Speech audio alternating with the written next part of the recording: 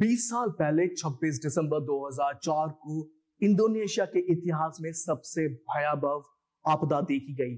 आज 20 साल बाद हम उस भयानक त्रासदी के मद्देनजर इस पता लगाने की कोशिश कर रहे हैं कि किस तरीके से इस भयानक आपदा से बचने के लिए देश तैयार है और क्या तैयारी की गई है इन 20 सालों में। 2004 की सुनामी के कारण भारत में समुद्री तबाही का खौफनाक मंजर देखने को मिला। तमिलनाडु से लेकर अंडमान निकोबार द्वीप समूह तक कई लोगों ने जान गंवाई। बहुत सारे बंदरगाह और सड़कों को काफी नुकसान पहुंचा। सुनामी के कारण 6.5 लाख लोग विस्थापित हो गए। इस तबाही के बीच भी भारतीय लोगों का हौसला और जज्बा देखने को बनता है। 26 दिसंबर 2004 हिंद महासागर में रविवार की एक शांत सुबह। क्रिसमस के बाद परिवार छुट्टियों का आनंद लेने पहुंच रहे थे। मछुआरे समुद्र में मछलियां पकड़ने के लिए जाते हैं और समुद्र तट पर बसे गांव में लोग अपने अपने कामों में लगे हुए हैं। उन्हें आने वाली तबाही का कोई अंदाजा तक नहीं था।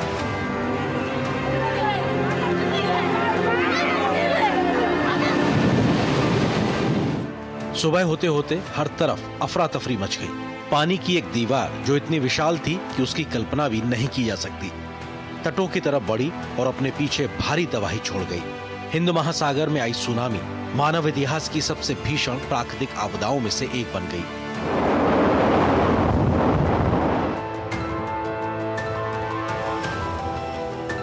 हिंद महासागर सुनामी 2,27,000 लोगों की जान गई।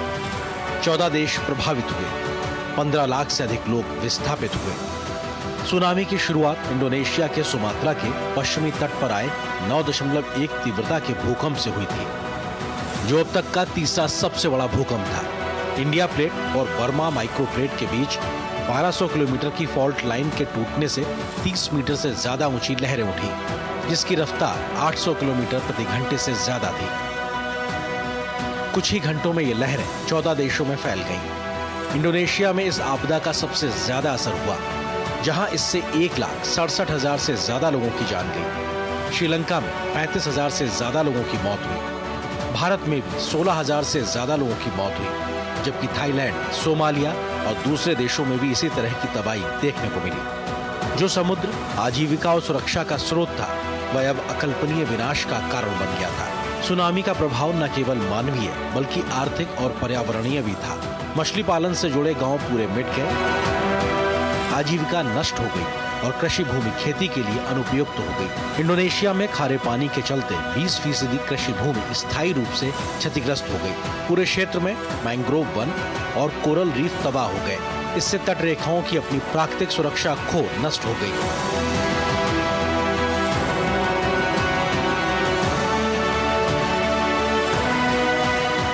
आपदा के समय दूरदर्शन और आकाशवाणी ने जीवन रेखा को बनाने में और बचाने का काम किया। संचार के लगभग सभी चैनल ठप पड़ गए थे। आकाशवाणी ने प्रभावित इलाकों में ताजा जानकारी और जरूरी सूचना पहुंचाने का काम किया। भारत का लोक सेवा प्रसारक दूरदर्शन 2004 की सुनामी के दौरान तुरंत हरकत में आ गया था। These are the massive concrete walls of the Kalpakkam power plant which fell down. This is the boundary wall of the Kalpakkam plant, and as you can see, they have fallen down because of the sheer impact of the wave which hit 3 days back. Indian Navy was not only helping its own countrymen, but also thousands of those who needed medical help in Indonesia. When I visited Indira Point around this time of the year, 11 years ago, there was much of golden sand and some greenery surrounded by the sea. Now, the southernmost tip of India is partially submerged. उस समय सही सूचना का प्रसार बेहद अहम था, इसलिए दूरदर्शन ने आपदा क्षेत्र से सीधे बचाव प्रयासों को प्रमुखता से कवर किया। ऑल इंडिया रेडियो ने आपदा के दौरान महत्वपूर्ण जानकारी देने में उत्कृष्टता हासिल की। इससे संकट के समय में ऑल इंडिया रेडियो की अहमियत साबित हुई। 2007 में भारत में भारतीय सुनामी पूर्व चेतावनी प्रणाली की स्थापना की गई, जो अब 24 घंटे काम करता है, जिससे कि किसी भी तरह की लहरें नहीं चूक सकती और हर एक के बारे में पता लगाया जा सकता है। अब भूकंप के कुछ मिनटों के बाद ही वास्तविक समय में अलर्ट जारी किया जा सकता है। हिंद महासागर में आई ये सुनामी वैश्विक स्तर पर एक चेतावनी की तरह थी। उस समय हिंद महासागर में सुनामी को लेकर कोई व्यापक चेतावनी प्रणाली भी नहीं थी। तटीय समुदाय इसके लिए तैयार नहीं थे और जोखिम को कम करके आंका गया था।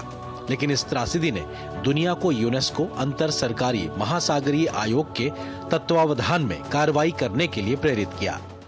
Before 2004 tsunami, there has not been any warning system, tsunami early warning system in the Indian Ocean region. The awareness was very less of the public awareness. There was no warning system.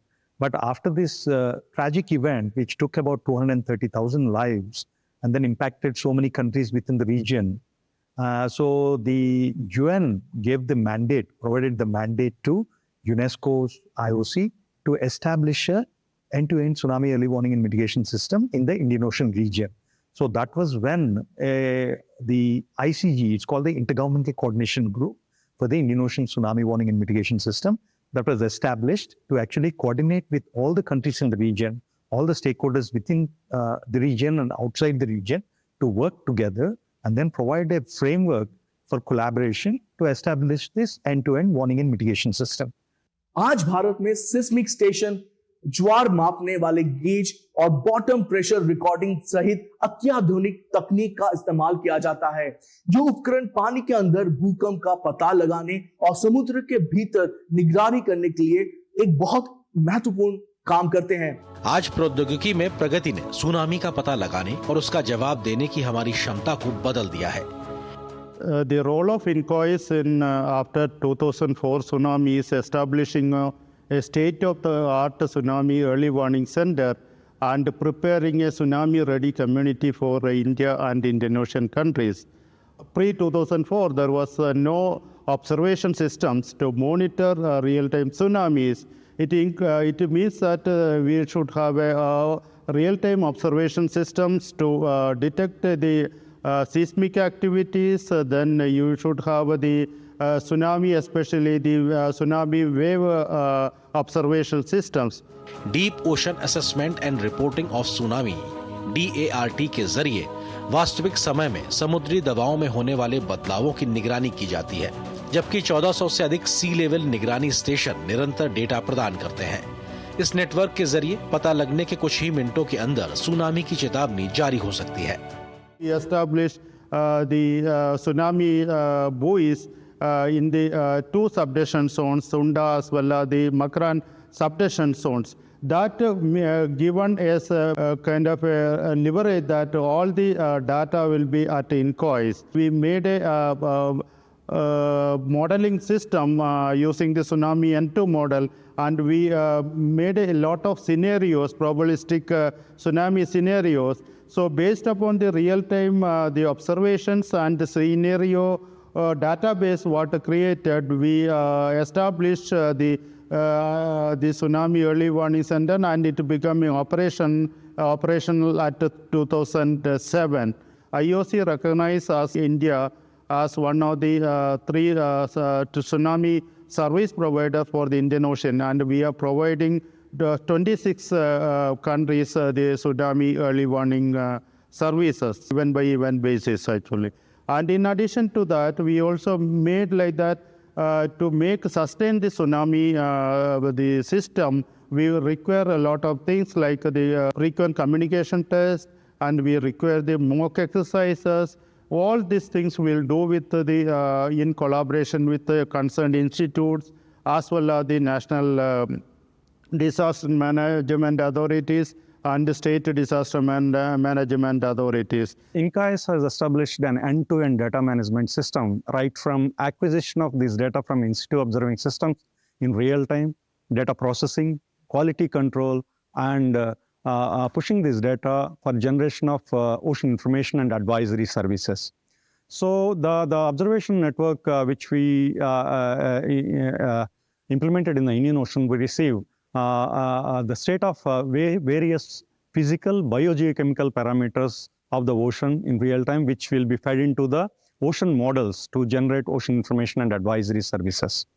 So as part of tsunami early warning system, which was set up after the 2004 tsunami, so INCOIS has established a network of 36 tide gauges all along the Indian coast. And also we have set up 7 tsunami buoys, 5 tsunami buoys, which has a bottom pressure recorder which continuously monitors the sea level, and in case of any earthquake that has a potential to generate the tsunami, these BPRs will confirm about the generation of the tsunami. So we also have a special network of strong motion accelerometers and GNSS stations in Andaman and Nicobar Islands, because Andaman and Nicobar Islands are very near to the Sunda subduction zone, and the time that is available for Andaman is very, very less. So we need to have a very dedicated network of observing system at Andaman and Nicobar Islands. That's why we have established the strong motion accelerometers and GNSS stations in Andaman. आपदा प्रबंधन सिर्फ तकनीक को लेकर ही नहीं, ये लोगों की सुरक्षा को लेकर भी है। भारत के तटीय इलाकों में रहने वाले लोगों के पास अब एक सुरक्षित निकासी की योजना और चिन्हित किए गए सुरक्षित क्षेत्र है।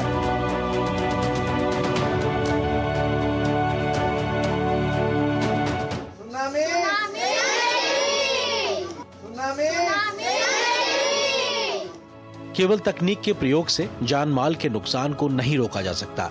इससे बचने के लिए लोगों को भूकंप, पानी के पीछे हटने और समुद्र की गर्जना जैसी चेतावनियों के बारे में जागरूक करना भी उतना ही अहम है।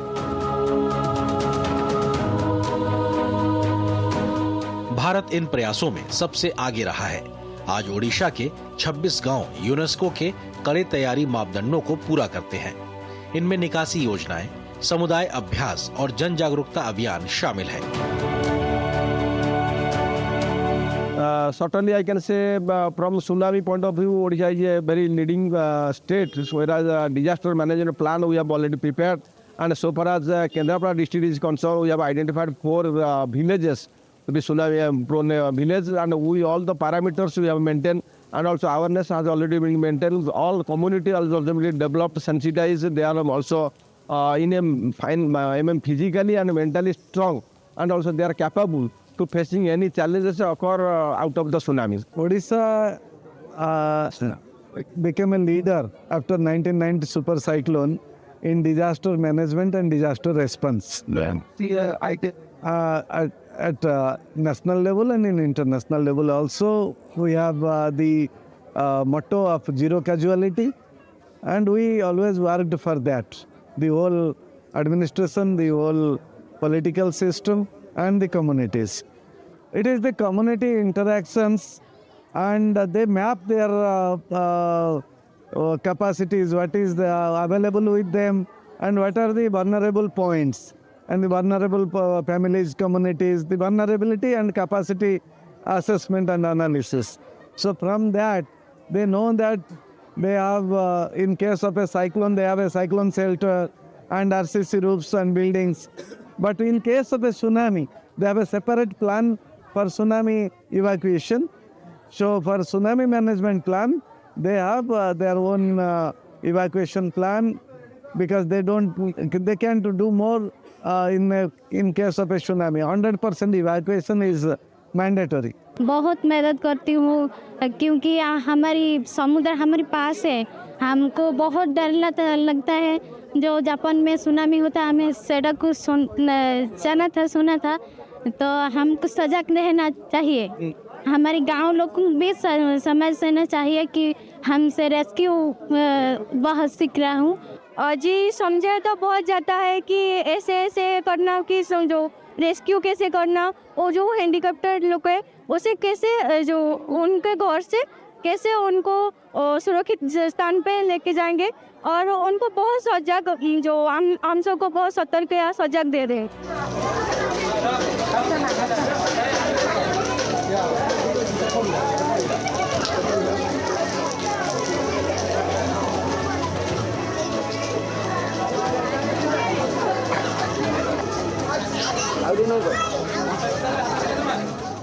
We are planned for the training at a different level, like from village level to up to district level. We have planned to train the volunteers and the master trainers, and also we are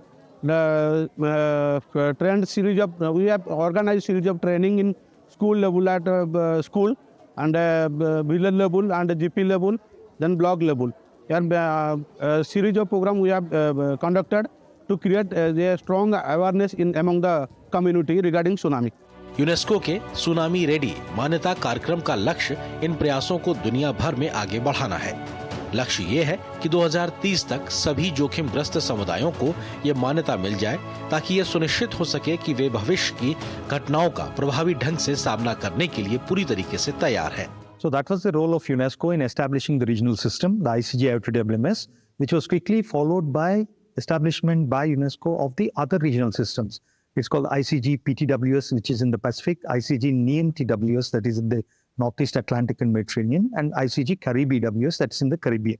Now, all these systems, which are functional right now, work as a global system of systems to provide early warnings to all countries which are vulnerable to a tsunami threat.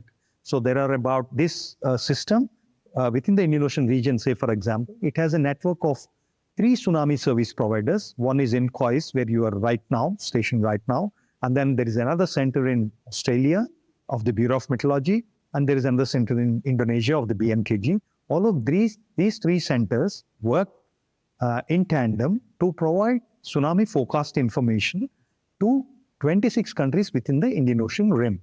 And then the system itself has 3 pillars. The first pillar is tsunami hazard and risk assessment. The second pillar is tsunami detection, warning and dissemination. The third pillar is awareness and response. The idea is to actually know where the threat and risk of tsunamis is within the Indian Ocean region, then have sensors like seismic sensors, sea level sensors, tsunami buoys, tide gauges and modeling capabilities, and dissemination systems, communication systems and dissemination systems to be able to detect tsunamis and then provide the information to the public. And the third pillar, which I mentioned, is tsunami awareness and response. Once the information reaches the public, how do they understand this information? How do they respond to this information and act on this information so that their lives can be shared? Safe. इसमें हुई प्रगति के बावजूद अभी भी बहुत सारी चुनौतियां हैं। आज भी 70 करोड़ से ज्यादा लोग सुनामी की आशंका वाले क्षेत्रों में रहते हैं। 2050 तक ये संख्या 100 करोड़ तक पहुंचने का अनुमान है। तटों के पास भूकंप से पैदा होने वाली अल्पकालिक सुनामी चेतावनी प्रणालियों को प्रतिक्रिया देने के लिए बहुत कम समय देती है। हालांकि तकनीक में सुधार हुआ है, लेकिन सटीक और त्वरित चेतावनियां प्रदान करना अभी भी एक तकनीक और तार्किक चुनौती बना हुआ है। सुपर कंप्यूटर अब तेज मॉडलिंग को सक्षम करते हैं, लेकिन समय के साथ दौड़ निरंतर जारी है। 2021 से 2030 तक चले सतत विकास के लिए महासागर विज्ञान के संयुक्त राष्ट्र दशक the United Nations decade of ocean science for sustainable development ने सुनामी की तैयारियों को सबसे आगे रखा है।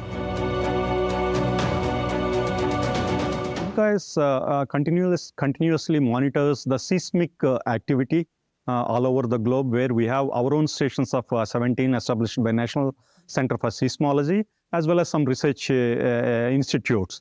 And in addition to our own national network, we also get seismic data from about 350 plus stations. So where we continuously monitor this data from seismic stations, and if there is an earthquake in the Indian Ocean or in the other oceans like Pacific or Atlantic, so we are able to detect this seismic activity through the seismic stations within 5 to 10 minutes time.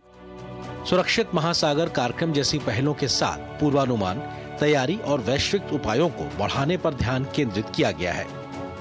ये network चेतावनी केंद्रों द्वारा पता लगने के कुछ ही मिनटों के भीतर संवेदनशील तट रेखाओं को सुनामी की चेतावनी जारी करने की अनुमति देता है। This is a tsunami bulletins. As soon as the earthquake happens, so within the 10 minutes of happening of the earthquake, INCOIS will automatically display the first bulletin of the tsunami.